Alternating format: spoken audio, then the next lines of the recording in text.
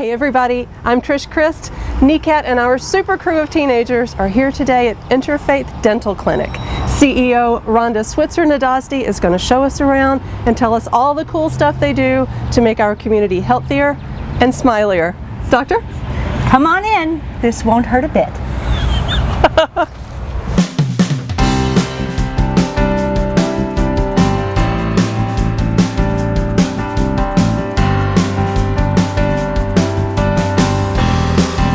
It's our Nashville. It's our Nashville. It's our Nashville. It's our Nashville.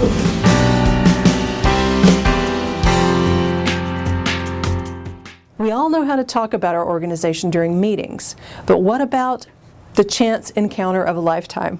You never know who may share your next elevator, notice your logo on a notebook or a tote bag, and ask what you do.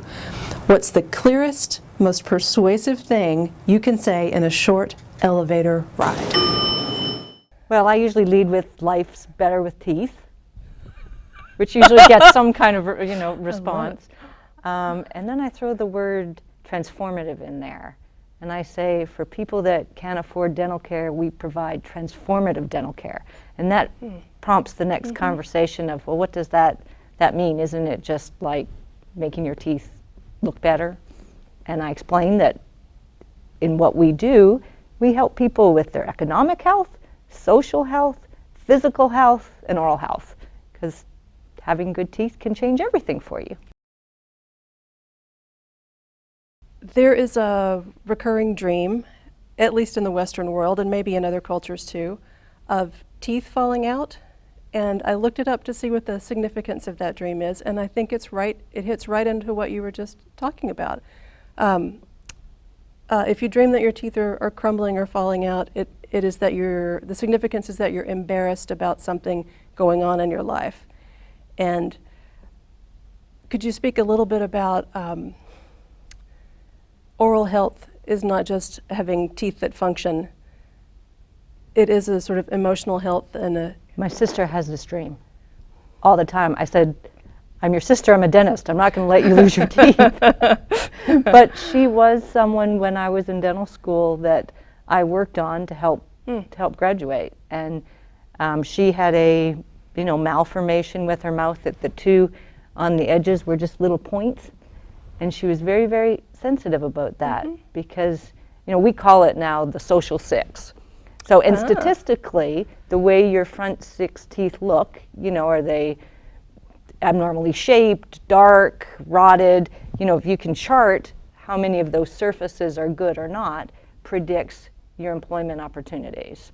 That's when I started to really realize, that it's more than about just, the physical health in our mouth that we know relates to our whole body health, but that it has something to do with up in there, with the way we feel about ourselves and the way we present ourselves. And reality is, probably your viewers in the first 10 seconds made a judgment about me and my teeth, the way I look, that kind of thing. And we are judged based on dialect and weight, and our oral health is right up there too. And it's sad that society is like that. Really, that we're judged by that. But it is something about first impressions and employment and how we feel about ourselves. And if we don't feel like we can go after our dreams, we just don't. Let's talk about money here for a minute. So you guys you serve the working uninsured. Tell me a little bit about that and how that's your clientele. Right, so there are some programs in our city, like the dental school, which is a good place that you can get at lower cost, and some of the health departments and federally qualified health centers that you can go in and get a tooth extracted or get basic services. What isn't available is the full range of services in a way that suits you if you're trying to keep your job. So if you have advanced disease going on where you need multiple appointments, you need to be able to have that appointment on a schedule, get in, get out, have it be done by someone with a lot of experience so it's done quickly so that you're not losing so much time from work. So that's why we're focusing on that working group. And a lot of people think that people that are poor are not working. Most people that are at poverty level, a little bit above and below, are employed. and the system just isn't set up for them to get services. So we do nighttime hours, and a lot of our volunteers are serving in the evenings, which will help people not miss as much work. And I don't think people understand sometimes the gravity of the disease some people live with, that it can take 10 to 15 appointments to help someone get well again, and that's a big chunk out of their day and their commitment, and throw in needing childcare and transportation, and it's a big burden to carry. So we can't carry everything, but we can say when you get to us, we can make sure that it's officially done and done right the first time, and done where you're comfortable, and that you're going to be happy and confident and healthy and be able to smile again. There's enough anxiety for some people around dental work in general, so how great that you all take that into account as part of your service too. Do you have more than one location? Yes, so 5 years ago we opened in Murfreesboro, and it was the situation where there were a group of dentists that were helping and were driving to Nashville to help, and said, we could do more if you put a clinic here. And as you know, Murfreesboro is really growing, and as Nashville grows, a lot of people lower income are moving in that sector between the Smyrna-Laverne area. So now we have sites kind of on either end of that band, and that has been really great in us helping to serve that population. And in the Murfreesboro area, we draw from the counties around there too, so a little bit more rural population. So anyone in the Middle Tennessee 10 counties qualifies for our services that are low income, uninsured dentally, that are employed, or over 60, or any child. Faith is part of the title of your organization, Interfaith Dental Clinic. Talk to me about the faith part. All right, so we started in the basement of a church of a bunch of people that were acting out their faith in service. Christ was a healer, and that was the model that they had. But the founders were also very much that faith is something that brings people together, because all the major faiths have that in common, service. So they put interfaith in the name on purpose, so that all faiths would serve together. And that's one way we learn about each other and bring the strengths of each faith together. So who would have foreseen, a lot of the troubles going on in the world right now, but they did, and I think it's a real strength of our community. And so when you come into our facility, we have people of all faiths on the team, and we're serving people of all faiths, and it's a beautiful little special place in our city. Are there services that you guys don't do? Well, we like to say we have a volunteer for that, so we can pretty much do anything. It doesn't mean we do. A lot of things in dentistry have to be really well maintained to last. So clients have to learn how to do really good brushing habits and flossing habits, and work on dietary things to help stop the progression of what the disease was and prevent it from starting again. But we can pretty much do anything that dentistry can do by pulling in different partners. And the other piece is, often, if you were my client and we first met, I'm not going right to your teeth. I mean, you're a whole person. I got one right here. Yeah, it's well, broken. we're going to, look at your whole body. So we're going to test to see if you're diabetic. So we're going to do a screening. We're going to test your blood pressure, see where you're at. We're going to do a full head and neck oral cancer screening, and talk to you socially about where you're at, what your hopes and dreams are. Talk to you about your dental history. When was your first cavity? What about your parents? Did they have a lot of cavities? What was the situation? Did you grow up with fluoride in the water? All those important things. So we can look at you holistically, and then move forward from there. So if we find something, then we're going to refer you. If we find something socially that you tell us, we're kind of like bartenders. People tell us everything, even though we stuff things in their mouth so they can't say a bunch of it while we're working. But we can help refer you to another agency that might be able to help with some of the other things that you're dealing with. Everything is very connected, and often people in poverty have many other things going on in their lives. Very caring, very systemic. That's cool. That's a good word. So I've always been curious about, I've never understood it, and I've always been curious that there is, I think, a relationship between oral health, dental health, and heart health. Is that right? And what is it? Oh, you've been doing some reading. Good. That's been one of those unanswered questions literally for 20 years for me, and I haven't gotten a chance to Google it, so I'm going to ask you today. Well, for some reason, we think teeth really aren't part of the body. You know, it's separate from medicine, but it is. So the bacteria that's in your mouth can go through your gums to affect the rest of your body. So there is a connection between that health. So if you have gum disease, your risk of heart disease is going to be increased. So you're absolutely right. But it also holds true with diabetes. So diabetes, people that are diabetic don't heal well from little wounds. So if you're diabetic, your gum disease is worse. But also your gum disease messes with the way your sugars metabolize and can make your diabetes be worse. So it's cyclical and connected. We also see with women that are pregnant, if there's gum disease going on, they're at risk at a higher level for having a preterm baby. So there's lots of connections in there that are related. So it's really important. You know, if you had an infection in your tooth, in your leg, you'd be going to get your leg taken care of because you can see it. So we just like to shed some light on the darkness that's in there and how it affects your whole body. Let's talk about your volunteers. So where do you get all of these wonderful, smart people to do the work?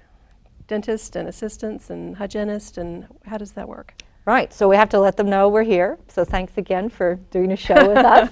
But we work through the Nashville Dental Society, which most dentists are members, and that makes them members of the American Dental Association. So we put the word out that this is a place where you can give your time, and we will find clients that need you. And dentists, like other business people, and probably more so, give a lot of care away to people that come in that can't afford their services, and they are always doing that, and they're remarkable people.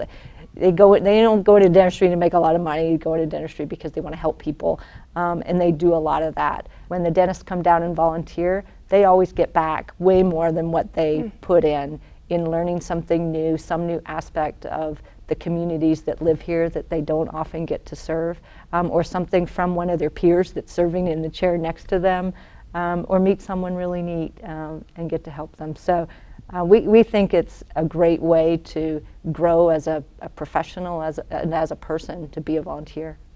My name is Kristen Dillard Kim. I support the volunteer program at Interfaith. My technical title is Volunteer Engagement Specialist, but that just basically means that it's my job to keep all the folks who are good enough to come give their time to our patients in need. It's my job to keep them happy so they come back. We have hundreds of dental professionals every year, plus folks that serve on our board, that help with our events, that do administrative tasks to help us fundraise, as well as working at our front desk to be able to help greet our patients and have them receive a nice, warm welcome. So having a really excellent staff on hand to be able to make sure that service is uninterrupted is really important to our patient. But that being said, every volunteer that comes in and gives care to patients in need is another patient we can see. So they just enable us to see more Middle Tennesseans who don't have dental insurance. The most urgent need that we have in the clinic in any week of the year is for dentists to come in and give service with our patients in need. And those folks do come in, serve a 2 to 4 hour shift. They come in, dentists sometimes come in once a month, they come in once a quarter, they come in a couple times a year. Everything helps. And we do ask the dentists procedure preferences. Because we are appointment based due to the patient needs, we are able to schedule dentists in ways that they want to be scheduled, and they really can come in and just do the procedures they want to do. Our dental assistants are experts at supporting dentist volunteers, and it's a pretty seamless process. So the greatest part of my job is being able to visit with the dentists when they come in and volunteer, because for them to be able to actually be in the operatory with someone whose life is being transformed because of the opportunity they have here at Interfaith, and for them to tell me stories about how excited someone was when they got their front partial and they're able to smile again, or for the patient to be so excited that they're getting the work done. It's always very, very fulfilling for me to hear from the volunteer dentist exactly how they can see that they're changing lives. So my name is Melissa Meyer. I am the Chief Program Officer as well as one of the dentists here. I actually came to Interfaith for the first time in 2009. I was a student over at Vanderbilt University working on my bachelor's and did a semester-long internship with Interfaith and absolutely loved it. At the time, I didn't even know that dentistry was on my radar. I was just really excited to be a part of the marketing and the fundraising and just be a part of the nonprofit world. But after coming here for the first time and being in the clinic and meeting with Dr. Switzer, I absolutely fell in love with Interfaith. I've always had a passion for service and for helping those that are underserved or in a niche that maybe wasn't, easily accessed by people. So kind of just seeing how all of the staff interacted with the patients and really was making a huge impact on their lives really kind of led me to further pursue that. The dentistry part of it, while it's great and I love working with my hands, the part of it that really speaks to me is the ability to get to know the patient in the chair and to know where they're coming from and how we can get them to where they want to be. Everyone is kind of on the same team regarding the patient care, and everyone's always looking for a different or an innovative way or creative way to handle a situation. We have lots of patients maybe that come in with a lot of dental disease, and losing their teeth is the last thing that they really want to talk about. So it's trying to be creative in terms of treatment or thinking outside the box to be able to give the patient what they're hoping for, but also to make sure that it's going to be something that's healthy for them. And I think our volunteers really embody that as well, and trying to figure out, okay, how can we get this patient to where they want to be without making something that's so drastically different than where they're at right now, but making a huge impact on their health and their smile. My name is Nancy Collins. I'm a registered dental hygienist, and I'm the oral health educator here at Interfaith Dental Clinic. What I do is teach all of our patients the importance of flossing and brushing their teeth.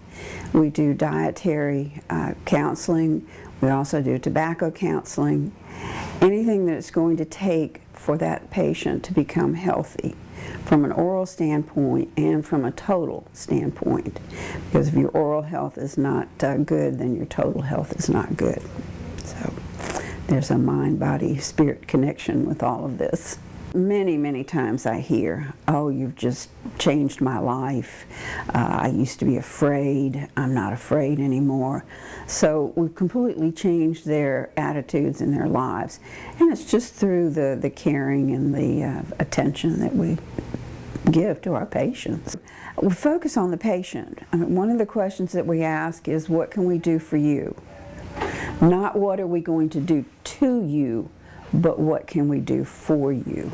So I think that's a huge mind switch for the patient, because they're at this point maybe feeling even the victim.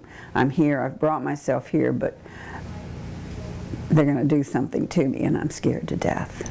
So when you reverse that and say, what is it you'd like for us to do for you? You can visibly see them relax, and then they begin to communicate. Well, I've had all these problems, and what can I do? And then you can begin to educate them, because now you're standing with them and not against them. So that's a whole different concept for them. Obviously, we both work in nonprofits, and I think you know that channels like NECAT, we're not allowed to seek funding. I can't solicit funds for your organization, but everybody knows that's what nonprofits need anyway. So let's talk about beyond funding. What could a viewer watching, how could they help you succeed in what you do? Well, advocate is the first thing that I think of for some of the things that prevent the disease in the first place, like fluoride in the water, and advocate for dental to be covered under Medicaid as a safety net for folks, and that's really important. But also just spreading the word about in your community. Now, some people have been so blessed to not have any dental problems, so they don't really understand how bad it can be. But share that there are folks in the community that need the care. And if you meet someone that needs the care, by all means, tell them that we're here. And that's a hard conversation to have sometimes.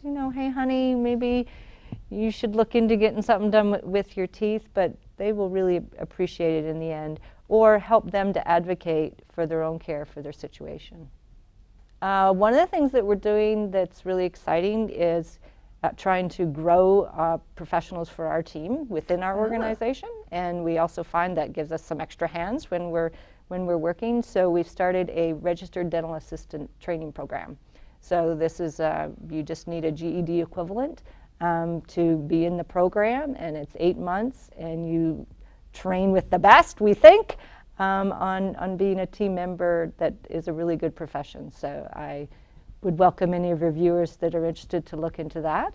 And of course, we also have our dentist residency program that after you graduate dental school, you can do, I say an extra year, but to me, I think it's a vital year in serving in a clinic like ours, and getting a lot broader view of the profession, but also friends that need the care. So check into those programs.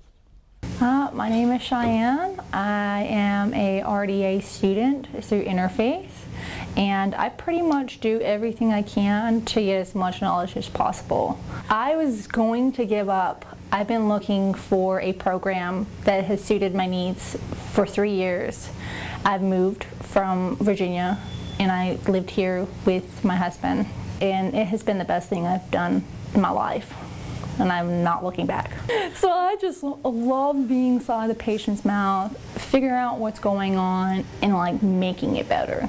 Because I don't like people in pain, and I know mouth pain is the worst. So I just like to change that. That's what I love about this program, because it's 100% hands-on into that aspect. And that's what I was looking for. Do you serve children? Yes. Sometimes my favorite thing. Yeah.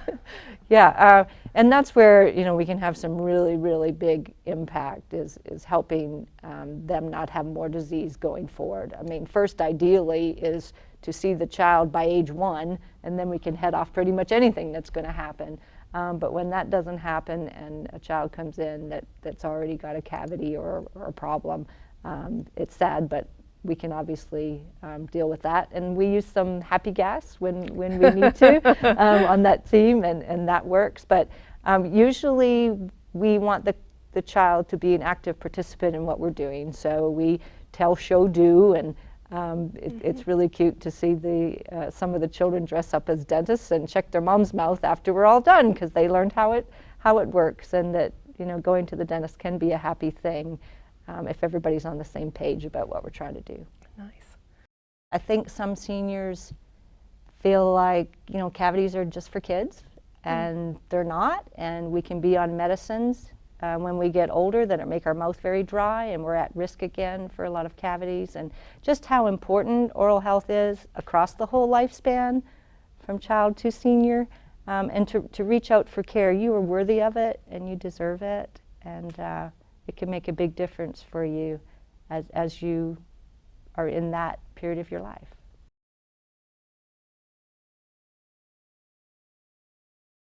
Okay, so we are about to enter the speed round questions for Rhonda.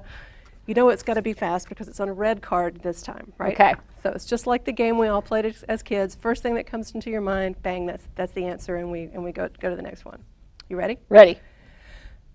Including wisdom teeth, how many teeth are in a complete adult 32. mouth?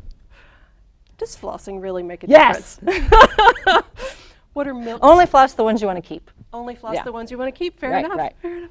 What are milk teeth? Ooh, baby teeth. Name something 4 out of 5 dentists do. Play hockey. No. Recommend fluoride toothpaste. How often should you get your teeth cleaned? Oh, well, it's different for everybody. So on average, you know, if you have pretty good oral health, 6 months, but some people could be 4 months. Good to know. I didn't know that. While the American tradition is to put lost baby teeth under the pillow for the tooth fairy, which of the following is true for other cultures? Toss teeth into a tree and ask a squirrel to bring new ones. Throw lost lower teeth onto the roof. Bury lost upper teeth underground. Or shout a wish that a lost tooth is replaced by the tooth of a mouse. Oh, wow. No, I like burying things because my dog does too. So I think if you plant your upper teeth, then, you know, that's they're the top, the height, something pretty's going to grow. I kind of like that one. In fact, they're all true. Oh, really? Fascinating, huh? I looked that up today about the tooth fairy. What room do you laugh in at work? Honestly, the treatment room more than anything, which is kind of crazy, but we have to have fun, and we want our friends that come and get care from us to have fun too. So, What room do you cry in at work? oh, my office, yeah. Sometimes the treatment room, but usually when people are crying because they're happy. Nice. Yeah. What word do you say more than any other word at work? Oh, family show, right?